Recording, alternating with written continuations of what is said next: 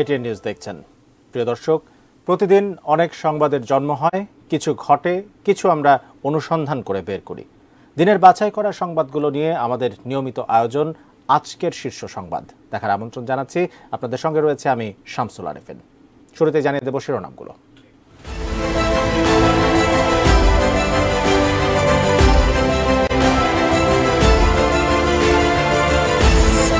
অসহযোগের প্রথম দিনে সংঘর্ষ, 16 জেলায় নিহত 70। সিরাজগঞ্জের এনায়েতপুর থানায় দুর্বৃত্তদের হামলায় 12 এবং কুমিল্লায় এক পুলিশ নিহত। অপশক্তির মোকাবেলায় সামরিক ও বেসামরিক বাহিনী একাট্টা, বলছেন তথ্য প্রতিমন্ত্রী। আন্দোলনে দাঙ্গা না হলে গুলি করা যাবে না, হাইকোর্টে রিট খারিজ। সন্ধ্যা 6টা থেকে চলছে কারফিউ, সোমবার থেকে 3 দিন ছুটি ঘোষণা। এবং চ্যাম্পিয়ন্স ট্রফির বাজেট অনুমোদন।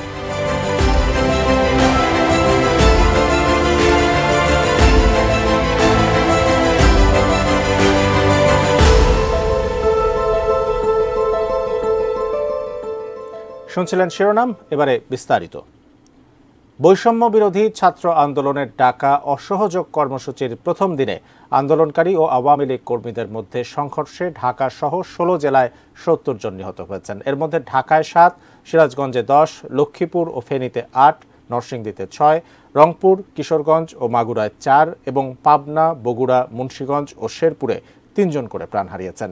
এছাড়া কুমিল্লা এবং জয়পুরহাটে 2 এবং সাভার, হবিগঞ্জ ও বরিশালে নিহতের সংখ্যা 1 জন করে। রোববারের সংঘর্ষে সিরাজগঞ্জের 3 উপজেলায় 10 জন নিহত হয়েছেন, আহত হয়েছেন শতাধিক। সকালে লক্ষ্মীপুরের উত্তর স্টেশন, বাগবাড়ি, ঝুমুর এলাকায় আন্দোলনকারী ও আওয়ামী লীগ কর্মীদের মধ্যে সংঘর্ষে 8 জন নিহত হয়েছেন, গুলিবিদ্ধ হন অর্ধশত। নরসিংদী সদর উপজেলার মাধবদী বাস স্ট্যান্ড এলাকায় আন্দোলনকারী ও আওয়ামী লীগ নেতাকর্মীদের মধ্যে সংঘর্ষে নিহত হয়েছেন 6 জন, গুলিবিদ্ধ হন 4 আন্দোলনকারী। নিহতরা হলেন চরদিঘলদী ইউনিয়ন পরিষদের চেয়ারম্যান ও আওয়ামী লীগ নেতা দেলোয়ার হোসেন, নরসিংদী সদর উপজেলা পরিষদ চেয়ারম্যান আনোয়ার হোসেনের ছোট ভাই, যুবলীগ নেতা দেলোয়ার হোসেন, শ্রমিক লীগ নেতা মনিরুজ্জামান ভুইয়া ও আনিসুর রহমান সোহেল, মাধবদী পৌরসভার 11 নম্বর ওয়ার্ড কমিশনার নওশের এবং অজ্ঞাত পরিচয় আরও একজন। দুপুরে ঢাকা চট্টগ্রাম মহাসড়কের ফেনীর মহিপাল এলাকায় আন্দোলনকারী ও আওয়ামী লীগ নেতাকর্মীদের মধ্যে সংঘর্ষে পথচারী সহ 7 জন নিহত হয়েছেন, আহত হয়েছেন সাংবাদিক সহ আরও 150 শতাধিক। রংপুরে আন্দোলনকারী ও ছাত্রলীগ যুবলীগ কর্মীদের মধ্যে সংঘর্ষে একজন কাউন্সিলর সহ নিহত হয়েছেন 4 জন। পাবনা শহরের ট্রাফিক মোড়ে আন্দোলনকারী ও আওয়ামী লীগ কর্মীদের মধ্যে সংঘর্ষে গুলিবিদ্ধ হয়ে 2 জন নিহত হন, পরে মারা যান আরও একজন। সকালে মুন্সিগঞ্জ শহরের থানারপুল চত্বরে অসহযোগের পক্ষে আন্দোলনকারীরা জড়ো হলে আওয়ামী লীগের নেতাকর্মীদের সাথে তাদের সংঘর্ষ হয়। এ সময় গুলিবিদ্ধ হয়ে 3 জনের মৃত্যু হয়, আহত অন্তত আরও 30 জন। সকালে মাগুরা শহরের ঢাকা রোড, পারনান্দওয়ালি, ভাইনার মোড় সহ বিভিন্ন স্থানে ছাত্রলীগ যুবলীগ কর্মীদের সঙ্গে আন্দোলনকারী ও বিএনপি সমর্থকদের সংঘর্ষ হয়। এতে গুলিবিদ্ধ হয়ে মাগুরা জেলা ছাত্রদলের যুগ্ম সম্পাদক সহ 4 জন নিহত হন, আহত অর্ধশত। বগুড়ায় পুলিশের সঙ্গে আন্দোলনকারীদের সংঘর্ষে নিহত হয়েছেন 2 জন। বিক্ষোভকারীরা দুপচাচিয়া থানায় হামলা করলে সংঘর্ষ শুরু হয়, এতে হতাহতের ঘটনা ঘটে। এছাড়া কিশোরগঞ্জে 4, শেরপুরে 3, জয়পুরহাটে 1, কুমিল্লায় 2, সাভারে 1, হবিগঞ্জে 1 এবং বরিশালে 12 নম্বর ওয়ার্ড আওয়ামী লীগের সাবেক সভাপতি টুটুল চৌধুরী নিহত হন। শুক্লা সরকার, ডেস্ক রিপোর্ট, এটিএন নিউজ। সিরাজগঞ্জের এনায়েতপুর থানায় হামলা চালিয়ে 12 পুলিশকে পিটিয়ে হত্যা করেছে দুর্বৃত্তরা। আজ বিকেলে এ ঘটনা ঘটে। রাজশাহী বিভাগের ডিআইজি আনিসুর রহমান জানান, বিকেলে কয়েক হাজার মানুষ এনায়েতপুর থানা ঘেরাও করে সেখানে ভাঙচুর ও পুলিশ সদস্যদের ওপর হামলা করে।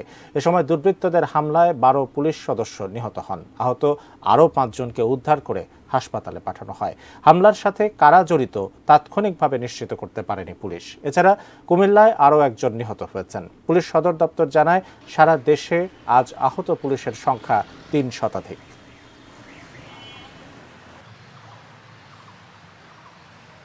যারা বাংলাদেশকে অন্ধকারের দিকে ঠেলে দিতে চায় এবং যারা বাংলাদেশ পুলিশের মনোবলকে ভেঙে দিতে চায়, তারা এই নারকীয় হত্যাকাণ্ড চালিয়েছে বাংলাদেশ পুলিশের সদস্যদের উপরে। এই হত্যাকাণ্ডের জন্য আমরা যথাযথ আইনি পদক্ষেপ নিব এবং যারা এর সাথে জড়িত তাদেরকে আমরা আইনের আওতায় নিয়ে আসব এবং এর যে বিচার সেটা আমরা নিশ্চিত করব। সরকারের পদত্যাগের এক দফা দাবিতে রোববার থেকে চলছে সর্বাত্মক অসহযোগ আন্দোলন। কর্মসূচি পালনে সকাল থেকে রাজধানীর বিভিন্ন স্থানে জড়ো হতে থাকেন আন্দোলনকারীরা। সড়ক অবরোধ করে টায়ার জ্বালিয়ে বিক্ষোভ করেন তারা। অসহযোগ আন্দোলনের প্রথম দিন রোববার সকালেই সায়েন্স ল্যাবরেটরি মোড়ে অবস্থান নেন বৈষম্য বিরোধী ছাত্র আন্দোলনের শিক্ষার্থীরা। এ সময় সরকার পতনের দাবিতে নানা স্লোগান দিতে দেখা যায় তাদের। এদিকে রাজধানীর মিরপুর 10 নম্বর এলাকার মিরপুর আইডিয়াল গার্লস কলেজের সামনের সড়ক ও মিরপুর 11 নম্বরের দিক থেকে এসে মূল সড়কে অবস্থান নেয় আন্দোলনকারীরা। দুপুর 12টার দিকে বিক্ষোভকারীরা সেখানে জড়ো হয়ে বন্ধ করে দেন সব ধরনের যান চলাচল। রাজধানীর আফতাবনগর, বাড্ডা, রামপুরা, বনশ্রী এলাকায় বৈষম্য বিরোধী ছাত্র আন্দোলনের ডাকা কর্মসূচিতে অংশ নিতে জড়ো হন কয়েকটি বেসরকারি বিশ্ববিদ্যালয়ের শিক্ষার্থীরা। কয়েক হাজার শিক্ষার্থী রাজধানীর বাড্ডা, রামপুরা সড়কে অবস্থান নেয় সকাল থেকেই। যাত্রাবাড়িতে অসহযোগ আন্দোলনের ডাকে সকালেই জড়ো হন আন্দোলনকারীরা, দিতে থাকেন নানা slogan. Mujahidul Islam, ATN news, Dhaka. যে কোনো মূল্যে দানবীয় অপশক্তির মোকাবেলায় 3 সামরিক ও বেসামরিক আইনশৃঙ্খলা রক্ষাকারী বাহিনী দৃঢ় প্রতিজ্ঞ বলে মন্তব্য করেছেন তথ্য প্রতিমন্ত্রী মোহাম্মদ এ আরাফাত। কোনো গুজবে কান না দিতে সবার প্রতি আহ্বান জানান তিনি। গণভবনে প্রধানমন্ত্রীর সভাপতিত্বে আয়োজিত জাতীয় নিরাপত্তা কাউন্সিলের বৈঠক শেষে ব্রিফিংয়ে তিনি একথা জানান। শনিবার কেন্দ্রীয় শহীদ মিনারে অনেকটা শান্তিপূর্ণ প্রতিবাদ শেষে রোববার সকাল থেকেই পাল্টে যায় রাজধানীর চিত্র। তথ্য প্রতিমন্ত্রীর দাবি, কোনো উস্কানি ছাড়াই সকাল থেকে মারমুখী ছিলেন আন্দোলনকারীরা। জাতীয় সংসদ ভবন প্রাঙ্গণে আয়োজিত এই ব্রিফিংয়ে তথ্য প্রতিমন্ত্রী বলেন, প্রতিটি হত্যার বিচার চায় সরকার, তবে তার আগে তদন্ত করাটা জরুরি। শিশুগুলোর মৃত্যুর মধ্য দিয়ে সরকারের কি লাভ হয়েছে? আমি সাধারণ মানুষকে তাদের বিবেকের কাছে এই প্রশ্নগুলি করতে চাই। আপনারা একটু চিন্তা করে দেখবেন, এই শিশুগুলি যে হত্যা হলো, ঘরে বসে থাকা বাচ্চা এবং অনেক নারী, তারা তো ঘরেই বসেছিল। এই মৃত্যুগুলো এই লাশের উপর দিয়ে দাঁড়িয়ে কারা এটার সুবিধা এবং বেনিফিশিয়ারি নিয়েছে, মানুষকে উস্কে দিয়েছে। তথ্য প্রতিমন্ত্রী জানান, শিক্ষার্থীদের জন্য আলোচনার দ্বার এখনো উন্মুক্ত রেখেছেন প্রধানমন্ত্রী। তবে জঙ্গিবাদী হামলা সরকার প্রতিহত করতে বাধ্য বলেও মন্তব্য করেন তিনি। তাদের যে আবেগ অনুভূতি, এই মৃত্যুগুলো এবং হতাহতগুলোকে নিয়ে এবং বিচারের যে দাবি, সেই স্পিরিটের সাথে আমরা একমত। এগুলোকে আমরা শ্রদ্ধা করি। যাদের মনে যারা কাঁদছেন, কান্না পাচ্ছে, তাদেরকে আমরা রেসপেক্ট করি, তাদের সাথে আমরা সহানুভূতিশীল। কিন্তু একই সাথে এটা আমরা মনে করি আলাপ আলোচনা মাধ্যমে শান্তিপূর্ণভাবে সমাধান করতে চাই। অশান্তি সৃষ্টি করা হলে সেটা শক্ত হাতে দমন করা হবে। প্রতিমন্ত্রী বলেন, বিএনপি জামাতের এক দফা দাবির সঙ্গে একাত্ম হয়ে তারা প্রমাণ করেছে এই আন্দোলন এখন আর অরাজনৈতিক সাধারণ শিক্ষার্থীদের নয়। এই আন্দোলন এখন নৃশংস জঙ্গিবাদী বলেও মন্তব্য করেন তথ্য প্রতিমন্ত্রী। পুলিশকে হত্যা করে উল্টা করে ঝুলে রাখছেন, এ তো সাধারণ মানুষের কাজ না, সাধারণ ছাত্রদেরও কাজ না। যারা এই কাজ করছে, করার পর এই ছবি ফেসবুকে দিয়ে যারা আলহামদুলিল্লাহ বলে, এই মানসিকতা মানুষ দেশ চালাবে, আপনারা তাহলে বুঝে নেন যে আপনাদের ভাগ্যে কি আছে। প্রধানমন্ত্রীর সভাপতিত্বে জাতীয় নিরাপত্তা কাউন্সিলের বৈঠকে সরকারের মন্ত্রী পরিষদের সদস্য, 3 বাহিনীর প্রধান এবং আইন শৃঙ্খলা রক্ষার প্রতিটি বাহিনীর প্রতিনিধিরা উপস্থিত ছিলেন জানিয়ে তথ্য প্রতিমন্ত্রী বলেন, ফলপ্রসূ আলোচনায় আন্দোলনরত শিক্ষার্থীদের নিরাপত্তার বিষয়টিও বিবেচিত হয়েছে। এই মিটিংয়ে সবাই একটা সেম পেজে আছে, সেটি হলো আমরা একটা গ্রেটার এনিমি ফেস করছি, যারা ধ্বংসাত্মক, কিভাবে দেশকে রক্ষা করার জন্য কাজ করতে হবে সে ব্যাপারে সবাই প্রতিজ্ঞাবদ্ধ, অঙ্গীকারবদ্ধ। কোনো ধরনের গুজবে আপনারা পা দিবেন না, এটা নিশ্চিত করতে চাই। তবে একই সাথে এদেশের শিক্ষার্থী ছাত্র যারা আছেন, তাদের আবেগ অনুভূতি এবং তাদের বাবা মা যারা আছেন, তাদের পক্ষে আমরা আছি, তাদের আবেগকে আমরা সমর্থন করি, তাদেরও নিরাপত্তা এবং প্রোটেকশনে আমরা কাজ করছি। Arafat Siddiqui, ATN news, Dhaka. আন্দোলনে দাঙ্গা না হলে প্রাণঘাতী গুলি বা লাইভ বুলেট ব্যবহার করা যাবে না বলে পর্যবেক্ষণ দিয়েছেন হাইকোর্ট। আদালত বলেছেন, আন্দোলনে কেউ আইন লঙ্ঘন করলে পুলিশ বা আইন শৃঙ্খলা রক্ষাকারী বাহিনী প্রথমে রাবার বুলেট এবং কাঁদানে গ্যাস ব্যবহার করবে, তারপর জীবন রক্ষায় সর্বশেষ ধাপ হিসেবে গুলি করতে পারবে।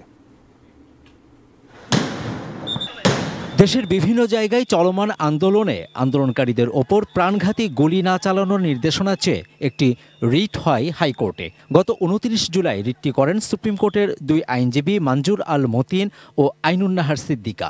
গত 29 ও 30 জুলাই শুনানি হয়। রোববার শুনানি শেষে বিচারপতি মোস্তফা জামান ইসলাম ও বিচারপতি SM মাসুদ হুসাইন দোলনের হাইকোর্টের দ্বৈত বেঞ্চ পর্যবেক্ষণ সহ রিটটি খারিজ করে আদেশ দিয়েছেন। খারিজের সময় আদালত কয়েকটি কথা বলছেন, শান্তিপূর্ণভাবে সভা সমাবেশ করতে পারবে, সেটা তাদের সাংবিধানিক রাইট। কোনো সমাবেশ থেকে কোনো ধরনের সহিংসতা সন্ত্রাস করেন, সেই ক্ষেত্রে পুলিশ তাদের যে PRBর যে আমাদের যে বিধানগুলো আছে এবং আমাদের CRPCর যে বিধানগুলো আছে সেই বিধান অনুযায়ী তারা ব্যবস্থা নিতে পারবে। গুলি করার বিধানটা এখানে দেওয়া আছে। শক্তি প্রয়োগের ক্ষেত্রে যদি কারো মৃত্যু ঘটে সেটাও তারা করতে পারবে। কোনো কর্তৃপক্ষ ব্যক্তি বা গোষ্ঠীর ক্ষেত্রে বৈষম্য করতে পারবে না বলেও পর্যবেক্ষণ দিয়েছেন হাইকোর্ট। PRBতে আছে, যদি মব আন্দোলন করতে চায়, দমন করতে চায়, তাহলে তাদেরকে প্রথমে ম্যাজিস্ট্রেটের কাছ থেকে পারমিশন নিতে হবে। ম্যাজিস্ট্রেট যদি না পাওয়া যায় তাহলে সর্বোচ্চ যে ওখানকার যে সর্বোচ্চ পুলিশ অফিসার রয়েছেন পদমর্যাদার, তার কাছ থেকে পারমিশন নিতে হবে। সেটাও যদি না হয় তখন তাদেরকে মাইকিং করে বলতে হবে যে হ্যাঁ আমরা এখন গুলি বর্ষণ করছি। তারপরেও রয়েছে, যদি গুলিবর্ষণও করতে হয় তাহলে এমনভাবে করবে যাতে সর্বনিম্ন ক্ষতি হয়, অর্থাৎ তাদেরকে ডাইরেক্ট তাক করে না। গুলিবর্ষণ এমনি করা যাবে না। আদালত বলেছে যে যারা এই ধরনের ঘটনা ঘটায়, আইন বহির্ভূত কোনো ঘটনা যারা ঘটায়, আটকের ক্ষেত্রে হোক গুলিবর্ষণের ক্ষেত্রে হোক, তাদেরকে জবাবদিহিতার মধ্যে আনতেই হবে। Javed Akhtar, ATN news, Dhaka. আজকের শীর্ষ সংবাদে এখন একটা বিরতি নিচ্ছি, সঙ্গেই থাকুন।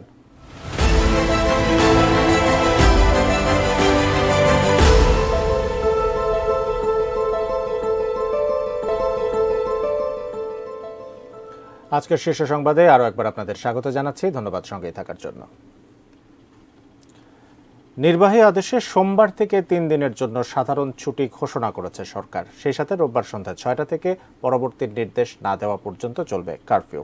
বিকেলে স্বরাষ্ট্র মন্ত্রণালয়ের জ্যেষ্ঠ জনসংযোগ কর্মকর্তা মোহাম্মদ শরীফ মাহমুদের বরাতে কারফিউয়ের বিষয়টি গণমাধ্যমকে জানানো হয়। তিনি জানান, কারফিউয়ের সিদ্ধান্ত ঢাকা সহ সব বিভাগীয় সদর, সিটি কর্পোরেশন, পৌরসভা, শিল্পাঞ্চল, জেলা ও উপজেলা সদরের জন্য কার্যকর হবে। সরকারি চাকরিতে কোটা সংস্কারের আন্দোলনকে ঘিরে উদ্ভূত পরিস্থিতিতে গত 19 জুলাই সারা দেশে কারফিউ জারি করে সরকার। মাঝে কয়েকদিন দিনের বেলা কারফিউ শিথিল রাখার পর আজ অনির্দিষ্টকালের জন্য আবারও কারফিউ ঘোষণা করল সরকার। আজকের শীর্ষ সংবাদে আবারও একটা বিরতি নিচ্ছি।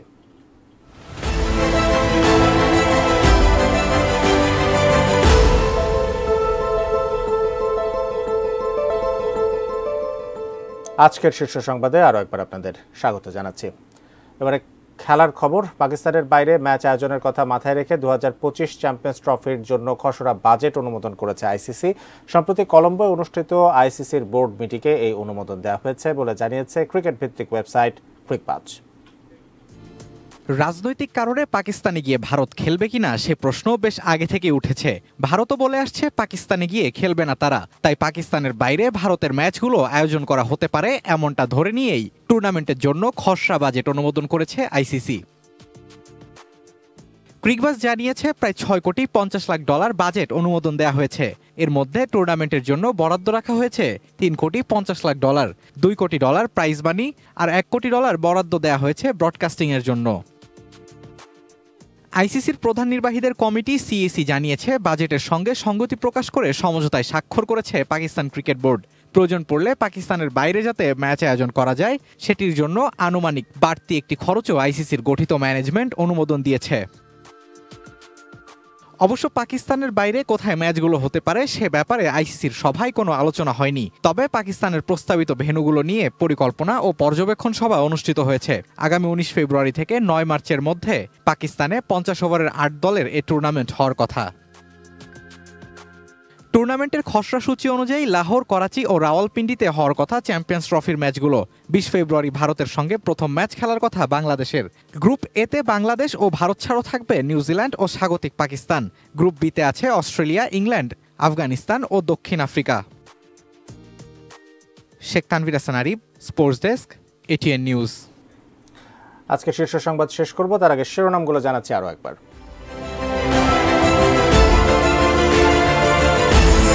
অসহযোগের প্রথম দিনে সংঘর্ষ, 16 জেলায় নিহত 70। সিরাজগঞ্জের এনায়েতপুর থানায় দুর্বৃত্তদের হামলায় 12 এবং কুমিল্লায় 1 পুলিশ নিহত। অপশক্তির মোকাবেলায় সামরিক ও বেসামরিক বাহিনী একাট্টা, বললেন তথ্য প্রতিমন্ত্রী। আন্দোলনে দাঙ্গা না হলে গুলি করা যাবে না, হাইকোর্টে রিট খারিজ। সন্ধ্যা 6টা থেকে চলছে কারফিউ, সোমবার থেকে 3 দিন ছুটি ঘোষণা। এবং চ্যাম্পিয়ন্স ট্রফির বাজেট অনুমোদন।